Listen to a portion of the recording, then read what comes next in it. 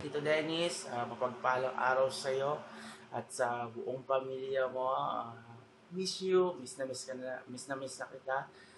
In behalf of sa mga kasama ko po dito sa church, dito sa Riyadh, Saudi, ako po ay bumabati sa iyo ng maligayang kaarawan.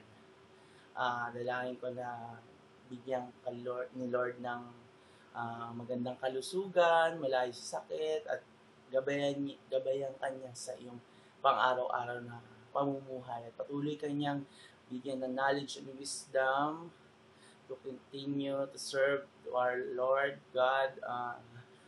Patuloy kanyang gagamitin dahil ang Panginoon tuwang-tuwa at nagagalak pag nakikita niyang lalong maraming lumalago sa pananampalataya sa mga anak niya. So, ngayon naiintindihan na kita kung bakit ganun ka dati nung di pa ako nakakilala sa Panginoon.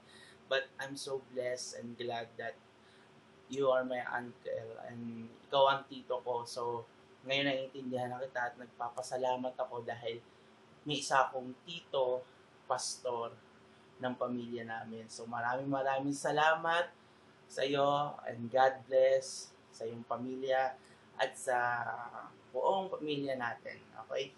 Maraming salamat at God bless and happy birthday. Wait muna, meron nga palang tanong dito.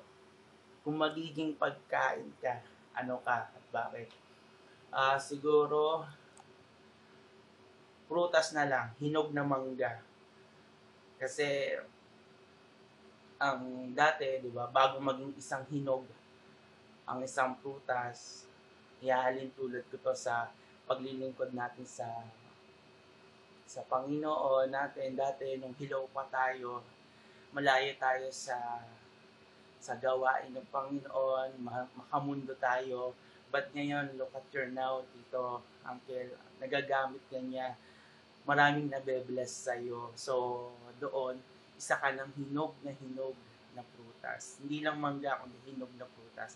So, nagpapasalamat ako sa iyo dahil ito ang tito ko. And God bless and love you. Mwah!